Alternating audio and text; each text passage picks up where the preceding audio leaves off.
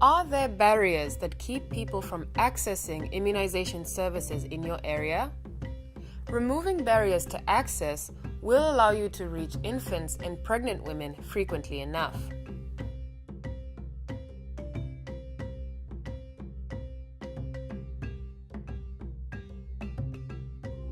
What is access? And how do you know you have an access problem? You can often identify an access problem by looking at the coverage rate for pentavalent 1. A health facility should aim for a pentavalent 1 coverage rate of at least 90%.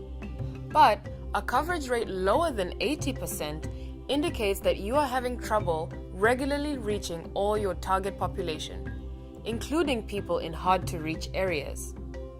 So, for example, let us say that at one health facility, the estimated coverage rate for pentavalent 1 is 73%, and for pentavalent 3, it is 70%. This low coverage rate for pentavalent 1 indicates that the health facility has a possible access problem.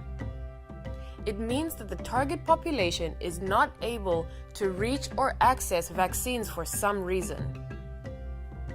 Caregivers who live in the catchment area are not bringing their infants to fixed or outreach sessions to begin immunization. But why? There could be several reasons for this immunization access issue. Perhaps the clinic or outreach sites are too far away for some communities to reach. Perhaps, for some mothers, the cost of reaching distant immunization sites is too high. Vaccination services may be offered too infrequently. Or there may be other specific reasons related to access. For each of these reasons, you could come up with a slightly different solution, such as adding money to the budget to allow for more frequent outreach sessions, or adding outreach sites to bring the sessions closer to the target populations. But before you begin coming up with solutions, start by asking why. Why is the area struggling with low coverage rates? If you keep asking why, you can identify the problem and the root cause of the problem.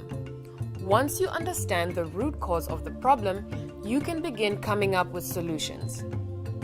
Some solutions may depend only on the health facility worker, while some may depend on district or national support.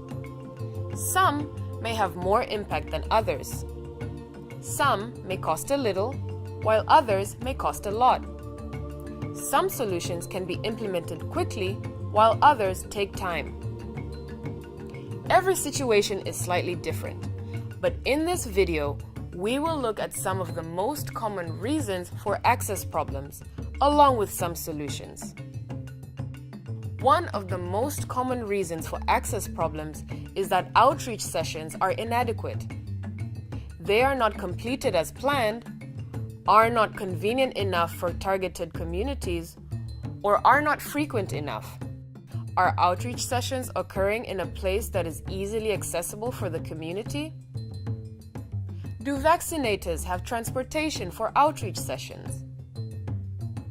Is money budgeted and available on time for outreach sessions? Outreach sessions or mobile team sessions should be planned for all communities beyond 5 kilometers of a health facility, so that all communities are within 5 kilometers of an immunization site. Ideally, sessions should be conducted at least 6 times per year in order to achieve over 80% coverage. If a health facility is completing fewer than 6 sessions per year, the target population will not have sufficient access to vaccination sessions. Stockouts of vaccines or other supplies may also create an access problem. If a health facility does not have vaccines or syringes for many days, they cannot vaccinate. Were there stockouts of vaccines or AD syringes, and why? How many days did the stockout last? Was it related to the delivery system? Is the facility appropriately applying the multi-dose vial policy to reduce the risk of stockout by reducing wastage rate? Dig deeper into why stockouts occurred to develop solutions for the health facility or district level. For example, health facility staff may need on-the-job training to learn how to apply the multi-dose vial policy.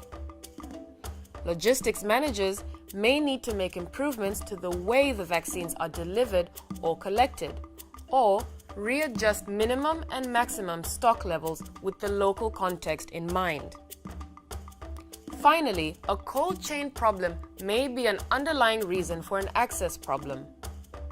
For example, a non-functioning refrigerator may cause vaccines to reach their VVM discard point, leading to an unexpected stockout. Vaccines may freeze during transport if they are not packed correctly.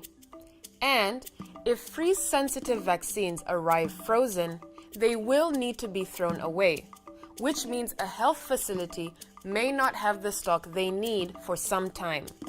So, look at indicators and other data that show you how well vaccine refrigerators are functioning, how many alarms may have been triggered during storage or transport, and whether the equipment has been repaired or maintained.